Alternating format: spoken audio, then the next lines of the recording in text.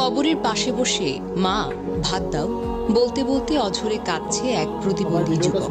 বাবা মা চলে যাওয়ার পর আর কেউ নেই তার পাশে। সে পথে পথে ঘুরে খিদা লাগলে মায়ের কবরের পাশে বসে অঝরে কাঁদে, চিৎকার করে বলে, মা আমাকে ভাত দাও। এই দৃশ্য দেখে কেঁদেছে হাজারো মানুষ। মাত্র 1 মাসের ব্যবধানে হারিয়েছে মা বাবা দুজনকে। একাকী সাগর খাবারের অভাবে প্রায় চলে যায় ঈশ্বরদী কেন্দ্রীয় কবরস্থানে, যেখানে শুয়ে আছেন তার প্রিয় বাবা মা। সেখানে বসে ঘন্টার পর ঘন্টা কাঁদে, চিৎকার করে বলে, মা আমাকে ভাত দাও।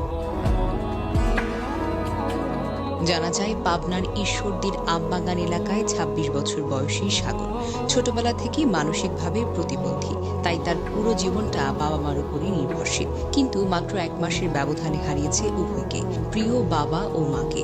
এখন তার পাশে কেউ নেই। মা বাবার কবরের পাশে থাকে, সেখানে বসে ঘন্টার পর ঘন্টা কাঁদে আর চিৎকার করে বলে, মা আমাকে ভাত দাও, মা আমাকে ভাত দাও। এক স্থানীয় বাসিন্দা বলেন, এক মুঠো ভাতের জন্য সে কত মানুষের কাছে হাত পাততে গিয়ে লাথি গুঁতো খায়, তারপর আবার কবরের পাশে গিয়ে কাঁদে, মা আমাকে ভাত দাও।